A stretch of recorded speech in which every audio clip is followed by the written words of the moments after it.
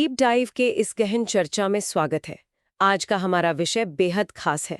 हमारे पास जो स्रोत हैं वो परमार एसएससी के विस्तृत नोट्स हैं, खासकर उनका लेक्चर 11। इसमें भारत के सर्वोच्च न्यायालय, उच्च न्यायालय और राष्ट्रपति शासन जैसे भारी भरकम टॉपिक्स कवर किए गए हैं। जी। और अक्सर इन टॉपिक्स को देखकर ऐसा लगता है कि इनमें बस रटने वाली चीजें हैं, जैसे अनुच्छेद, तारीखें और उम्र की सीमाएं। बिल्कुल, लेकिन आज हमारा मिशन कुछ अलग है।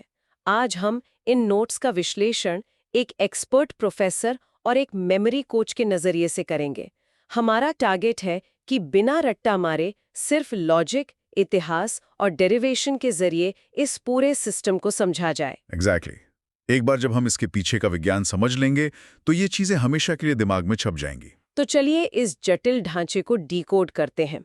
मैं चाहूंगी कि शुरुआत हम उस बिग पिक्चर से करें जो इस पूरे सिस्टम का आधार है।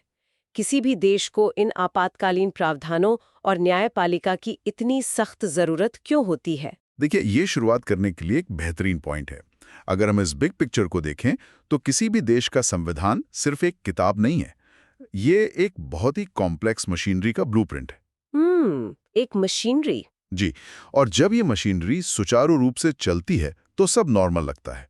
लेकिन सोचिए, अगर किसी राज्य में ये मशीनरी अचानक फेल हो जाए या कोई राज्य केंद्र सरकार की बात मानने से ही साफ इनकार कर दे, तब तो देश की अखंडता ही खतरे में आ जाएगी। बिल्कुल। इसी पतन को रोकने के लिए संविधान में आपातकालीन प्रावधान रखे गए हैं। और दूसरी तरफ ये तय करने के लिए कि केंद्र और राज्य अपनी हदों में रहें, शक्तियों का गलत इस्तेमाल ना हो और सबसे जरूरी, नागरिकों के अधिकारों की रक्षा हो। एकदम सही कहा।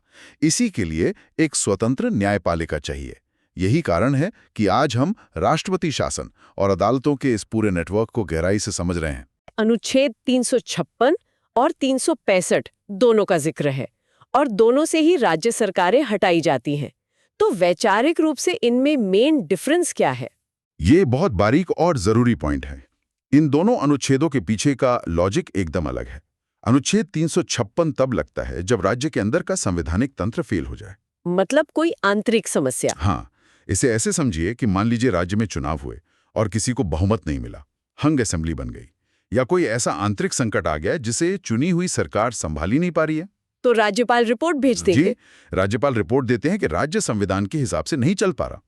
दूसरी तरफ 365 की कहानी राज्य के अंदरूनी हालात की नहीं है, ये केंद्र के साथ उसके संबंधों की है। अच्छा, मतलब अगर राज्य केंद्र की बात न माने।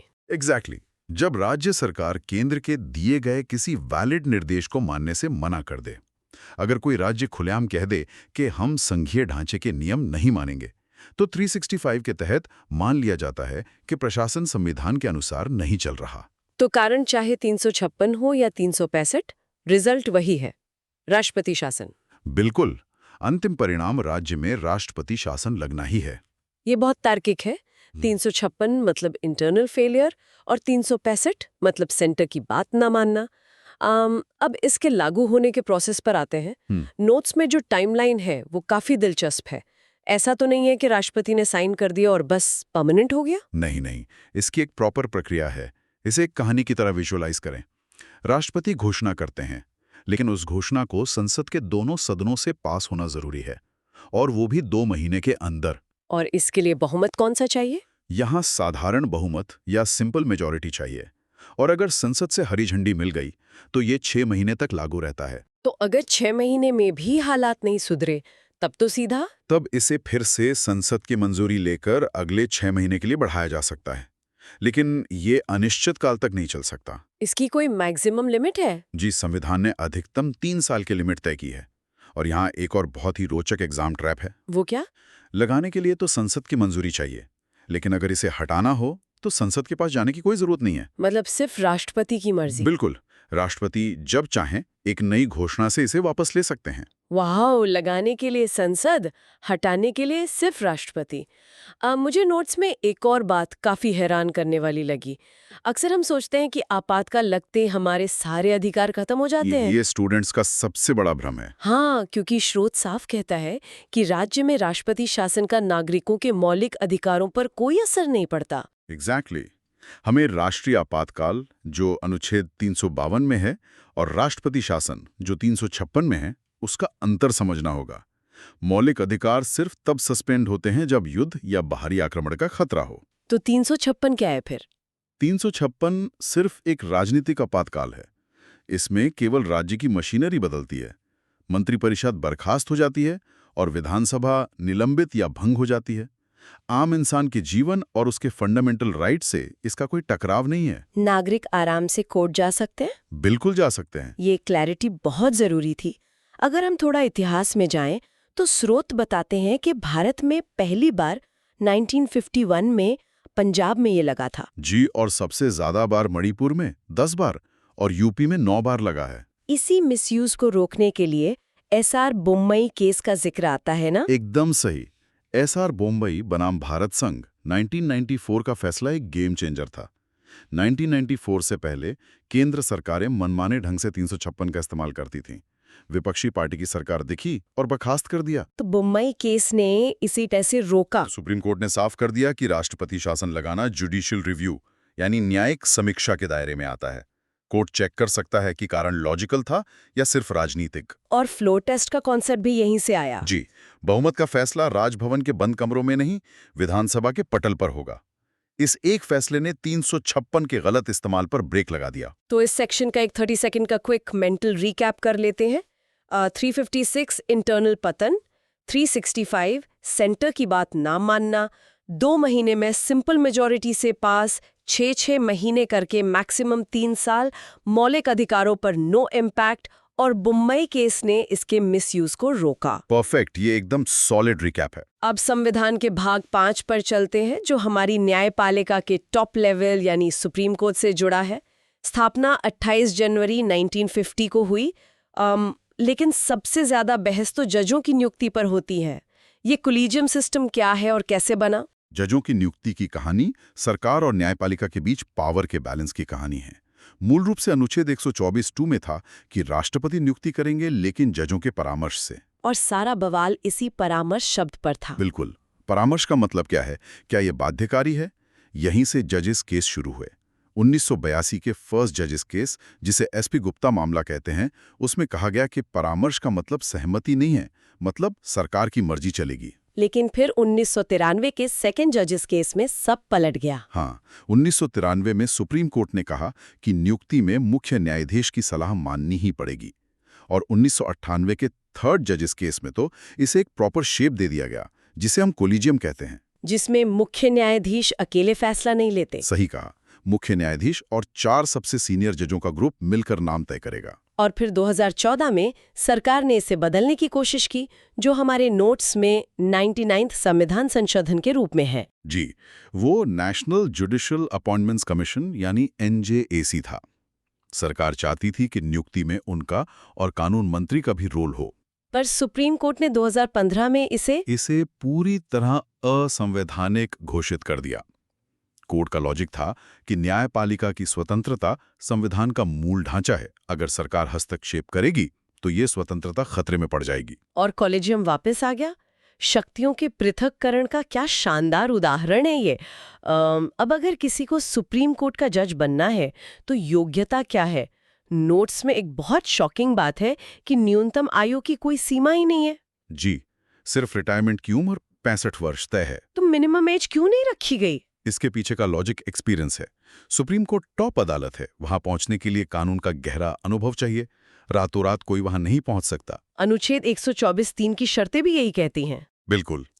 या तो आप 5 साल तक हाई कोर्ट के जज रहे हों, या 10 साल तक हाई कोर्ट में वकील रहे हों, या फिर राष्ट्रपति की नजर में एक बहुत ही पारंगत विधिवेत्ता हों। और इतना अनुभव लेते लेते इंसान अपने आप एक परिपक्व उम्र तक पहुंच ही जाता है। एग्जैक्टली।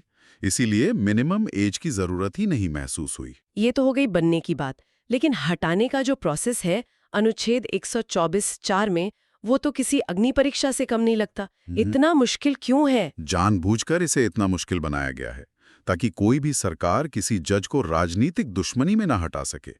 जज बिना डरे काम कर सके। हटाने के आधार क्या हैं? सिर्फ 2 आधार हैं, साबित कदाचार या अक्षमता। प्रक्रिया सुनिए।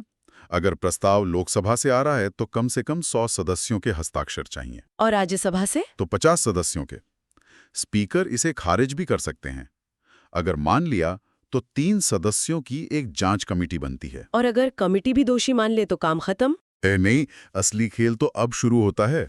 इसके बाद संसद के दोनों सदनों में अलग-अलग विशेष बहुमत से इसे पास कराना होता है। विशेष बहुमत मतलब 2/3? जी, कुल संख्या का बहुमत और उपस्थित तथा वोट देने वालों का 2/3, और एंड में राष्ट्रपति के साइन। बाप रे, भारत के इतिहास में आज तक कोई सुप्रीम कोर्ट जज ऐसे हटा है क्या? एक भी नहीं। हमारे स्रोत में 1991 के जस्टिस वी रामास्वामी केस का जिक्र है। हाँ, उनके खिलाफ प्रस्ताव आया था ना? जी, वो पहले जज थे।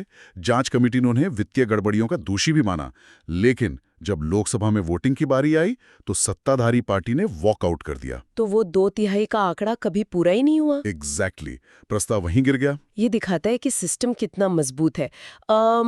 अब चूंकि हम मेमोरी कोच वाले मोड में भी हैं, तो नोट्स में सुप्रीम कोर्ट के अनुच्छेदों को याद रखने की एक कमाल की ट्रिक है, सार्क सीट। SARC seat. ये बहुत ही शानदार निमोनिक है। चलिए इसे डिकोड करते हैं। अनुच्छेद 124 तो हमें पता है, सुप्रीम कोर्ट की स्थापना। तो 125 से सार्क शुरू होता है, पहला अक्षर S। एस का मतलब सैलरीज। 125 जजों के वेतन से जुड़ा है। फिर आता है A। 126 में A का क्या मतलब है? ए स्टैंड्स फॉर एक्टिंग CJI, मतलब कार्यवाहक मुख्य न्यायाधीश। जब पद खाली हो तो राष्ट्रपति किसी और जज को ये जिम्मेदारी दे सकते हैं। उसके बाद 127 में फिर से A आता है। ये दूसरा ए है एडहॉक जजेस के लिए, तदर्थ न्यायाधीश। ये क्या होता है? जब सुप्रीम कोर्ट में कोरम यानी जजों की मिनिमम संख्या पूरी ना हो रही हो तो मुख्य न्यायाधीश किसी हाई कोर्ट के जज को टेम्पररी तौर पर बुला सकते हैं। ये व्यवस्था सिर्फ सुप्रीम कोर्ट में है। समझ गई। और 128 में जो R है वो रिटायर्ड जजों के लिए होगा? बिल्कुल सही। जरूरत पड़ने पर रिटायर्ड जजों से भी काम करने का अनुरोध किया जा सकता है। और फिर 129 का C। सी मतलब court of record. Supreme court के फैसले रिकॉर्ड किए जाएंगे और निचली अदालतों के लिए कानून का काम करेंगे, और इसी से उन्हें अपनी अवमानना पर सजा देने का पावर भी मिलता है। और अंत में जो सीट है वो अनुच्छेद 130 है। जी, कि सुप्रीम कोर्ट की मुख्य सीट दिल्ली में है, लेकिन CJI चाहें तो राष्ट्रपति की परमिशन से इसे कहीं और भी लगा सकते हैं। इसके बाद 131 मूल क्षेत्राधिकार है और 132 से 134 अपीलीय क्षेत्राधिकार। लेकिन अनुच्छेद 142 सबसे ज्यादा अट्रैक्ट करता है, जिसे पूर्ण न्याय कहा गया है। नोट्स में 1984 की भोपाल गैस त्रासदी का भी जिक्र है। अनुच्छेद 142 सच में एक ब्रह्मास्त्र है। अदालतें वैसे तो कानूनों की बाउंड्री में काम करती हैं, लेकिन कभी-कभी कानून न्याय देने के लिए काफी नहीं होते। जैसे भोपाल गैस त्रासदी में हुआ था। हाँ, पीड़ितों को न्याय दिलाने के लिए कोई प्रॉपर कानून था ही नहीं। तब सुप्रीम कोर्ट ने 142 का इस्तेमाल किया और नियमों से बाहर जाकर यूनियन कार्बाइड को मुआवजा देने का ऑर्डर दिया। लाम मानके के लिए बाध्य नहीं है। तो ये था सुप्रीम कोर्ट का पूरा लॉजिक। अब डेरिवेशन मोड ऑन करते हैं और राज्यों के हाई कोर्ट पर आते हैं। भाग 6 अनुच्छेद 214 से 231। नोट्स कहते हैं कि इसे रटने की जरूरत नहीं है, बस सुप्रीम कोर्ट से कंपेयर कर लो। एकदम सही अप्रोच है। नियुक्ति राष्ट्रपति ही करते हैं, बस यहाँ कॉलेजियम के साथ राज्यपाल से भी सलाह ली जाती है। पर उम्र में एक बड़ा डिफरेंस है। सुप्रीम कोर्ट में रिटायरमेंट 65 है, पर हाई कोर्ट में 62 है। इसका क्या लॉजिक है? इसका लॉजिक बहुत ही एडमिनिस्ट्रेटिव है। हाई कोर्ट के जजों की उम्र 62 इसलिए रखी गई ताकि जो योग्य जज हैं उनके पास सुप्रीम कोर्ट में प्रमोट होने का टाइम बचे। अच्छा, अगर दोनों 65 हो गए तो प्रमोट कब होंगे? एग्जैक्टली, उन्हें ऊपर जाने का समय ही नहीं मिलेगा। ये लॉजिक तो दिमाग में छप गया। एक और एग्जाम ट्रैप है हटाने की प्रक्रिया को लेकर। हाई कोर्ट राज्य की अदालत है, राज्यपाल शपथ दिलाते हैं तो लगता है कि राज्यपाल ही हटाएंगे। और यही स्टूडेंट्स गलती करते हैं। हाई कोर्ट के जजों को हटाने का प्रोसेस डिक्टो सुप्रीम कोर्ट जैसा है। मतलब सिर्फ राष्ट्रपति हटा सकते हैं? जी, लॉजिक ये है कि जो नियुक्ति करता है वही हटा सकता है। राष्ट्रपति नियुक्ति करते हैं तो वही हटाएंगे, और वो भी उसी महाभियोग जैसे लंबे प्रोसेस के बाद। और एडहॉक जजों के मामले में भी डिफरेंस है ना? हाँ, सुप्रीम कोर्ट में कोरम के लिए एडहॉक जज होते हैं, पर हाई कोर्ट में ऐसा कोई प्रावधान नहीं है। अब रिट पावर की बात करते हैं। मुझे ये जानकर बहुत हैरानी हुई कि अनुच्छेद 226 के तहत हाई कोर्ट की रिट शक्ति सुप्रीम कोर्ट के अनुच्छेद 32 से ज्यादा बड़ी है। ये सुनने में अजीब लगता है कि छोटी अदालत की पावर बड़ी कैसे? हाँ, ऐसा क्यों? क्योंकि सुप्रीम कोर्ट का अनुच्छेद 32 सिर्फ और सिर्फ मौलिक अधिकारों के हनन पर इस्तेमाल होता है। आप प्रॉपर्टी डिस्प्यूट के लिए सीधे सुप्रीम कोर्ट जाकर रिट नहीं मांग सकते। और हाई कोर्ट में मांग सकते हैं? बिल्कुल। हाई कोर्ट मौलिक अधिकारों पर तो रिट जारी करता ही है, साथ ही अन्य कानूनी अधिकारों पर भी कर सकता है। मतलब आम इंसान को हर बात के लिए दिल्ली ना भागना पड़े। सही कहा। उन्हें अपने राज्य में ही जल्दी न्याय मिल सके, इसलिए हाईकोर्ट का दायरा बड़ा रखा गया। अब आते हैं अल्टीमेट एग्जाम ट्रैप पर। अनुच्छेद 221 जो वेतन और पेंशन की बात करता है, इसमें क्या लॉजिक है? ये शक्तियों का बंटवारे का बेस्ट एग्जाम्पल है। जब जज हाईकोर्ट में काम कर रहा है तो वो उस राज्य की सेवा कर रहा है। तो वेतन राज्य देगा? जी, वेतन राज्य की संचित निधि से आएगा, लेकिन जजों का ट्रांसफर होता रहता है और नियुक्ति तो सीधे राष्ट्रपति ने की है। तो रिटायर होने के बाद वो किसी एक राज्य के नहीं है? एग्जैक्टली। वो भारत के जुडिशियल सिस्टम के मेंबर हैं, इसलिए उनकी पेंशन भारत सरकार की संचित निधि यानी केंद्र से आती है। वेतन राज्य देगा, पेंशन केंद्र देगा। कितना क्लियर लॉजिक है। और रिटायरमेंट के बाद क्या वो प्रैक्टिस कर सकते हैं? वो उस हाई कोर्ट में वकालत नहीं कर सकते जहां वो परमानेंट जज थे, पर सुप्रीम कोर्ट या किसी दूसरे हाई कोर्ट में कर सकते हैं। एक सवाल और, क्या हर राज्य का अपना हाई कोर्ट होना जरूरी है? नोट्स में 230 और 231 आर्टिकल्स हैं। नहीं, ये जरूरी नहीं है। 7वें संशोधन ने संसद को पावर दी है कि वो 2 या ज्यादा राज्यों या यूनियन टेरिटरीज के लिए एक कॉमन हाईकोर्ट बना सकती है। जैसे अंडमान निकोबार के केस कलकत्ता हाईकोर्ट जाते हैं। बिल्कुल। लक्षद्वीप के केरल जाते हैं, पुडुचेरी के मद्रास जाते हैं और दादर नगर हवेली के बॉम्बे हाईकोर्ट जाते हैं। इन सबको याद रखने के लिए नोट्स में एक निमोनिक है, NHRC AOREST। NHRC AOREST। अगर इसे जल्दी से डिकोड करें तो N से नंबर 214, H से हाई कोर्ट, R से रिकॉर्ड कोर्ट 215, C से कॉन्स्टिट्यूशन यानी संरचना 216, फिर A से अपॉइंटमेंट 217, दूसरे A से application of SC rules 218, O से ओथ या शपथ 219, RE से रिस्ट्रिक्शन ऑन प्रैक्टिस 220, S से सैलरी 221 और T से ट्रांसफर 222। वाओ, ये तो बहुत आसान हो गया। और लास्ट में भाग 6 का अनुच्छेद 233 अधीनस्थ न्यायालयों की बात करता है। जी, जिन्हें हम डिस्ट्रिक्ट कोर्ट्स कहते हैं। जिला जजों की नियुक्ति सीधे राज्यपाल करते हैं, पर उन्हें हाईकोर्ट से सलाह लेनी पड़ती है, ताकि निचली अदालतें भी बिना दबाव के काम करें। बिल्कुल। तो चलिए एक fast paced exam mastery recap करते हैं। अगर मैं पूछूं, हाईकोर्ट के जज अपना इस्तीफा किसे देते हैं? हाँ, लॉजिक लगाइए। जिसने नियुक्त किया उसी को इस्तीफा देंगे, यानी राष्ट्रपति को। परफेक्ट। हाईकोर्ट के जजों की पेंशन कहाँ से आती है? रिटायरमेंट के बाद वो देश की जिम्मेदारी है, तो केंद्र की संचित निधि से। राष्ट्रपति शासन की मैक्सिमम अवधि 3 साल। क्या हाई कोर्ट में एडहॉक जजों की नियुक्ति होती है? बिल्कुल नहीं, ये सिर्फ सुप्रीम कोर्ट का फीचर है। एकदम क्रिस्टल क्लियर। इस डीप डाइव ने सच में एक ऐसा मेंटल मैप बना दिया है कि अब ये फैक्ट्स कभी नहीं भूलेंगे। मुझे भी यही लगता है। लेकिन जाने से पहले मैं श्रोताओं को सोचने के लिए एक बड़ा वैचारिक सवाल देना चाहूंगा। जी, बताइए। आज हमने सुप्रीम कोर्ट के अनुच्छेद 142 को समझा, जो पूर्ण न्याय के लिए नियमों से परे जाने की ताकत देता है। पर हमारे संविधान का एक और बेस रूल है, शक्तियों का पृथक्करण। मतलब कानून बनाना विधायिका का काम है और व्याख्या करना न्यायपालिका का। Separation of powers. तो सोचिए, जब जनता द्वारा चुनी गई सरकार कोई कानून बनाती है और न्यायपालिका 142 का इस्तेमाल करके उसमें दखल देती है या उसे बदल देती है, तो क्या ये हमेशा न्याय की जीत होती है? या फिर ये जुडिशियल ओवररीच है? एग्जैक्टली। क्या ये लोकतांत्रिक प्रक्रिया में अतिक्रमण बन सकता है? न्यायपालिका की सक्रियता और विधायिका के अधिकारों के बीच वो बारीक रेखा कहाँ खींची जानी चाहिए? ये वाकई एक ऐसा सवाल है जो किताबों से निकलकर हमारे असली लोकतंत्र को इम्पैक्ट करता है। अनुच्छेद 142 न्याय का ब्रह्मास्त्र भी है और एक कॉम्प्लेक्स पहेली भी है। इसका कोई सीधा जवाब नहीं है, लेकिन इस पर सोचने से हम एक बेहतर और जागरूक नागरिक जरूर बन सकते हैं। बिल्कुल। आज की इस चर्चा में हमने सिर्फ फैक्ट्स नहीं रटे, बल्कि उस साइंस और हिस्ट्री को समझा जो हमारे देश के जुडिशियल सिस्टम को चलाती है। उम्मीद है ये डेरिवेशन वाला अप्रोच आपके लिए भी उतना ही हेल्पफुल रहा होगा। इसी थॉट के साथ हम आज की ये डीप डाइव यहीं रोकते हैं। खुद से सवाल करते रहिए और एक्सप्लोर करते रहिए। धन्यवाद।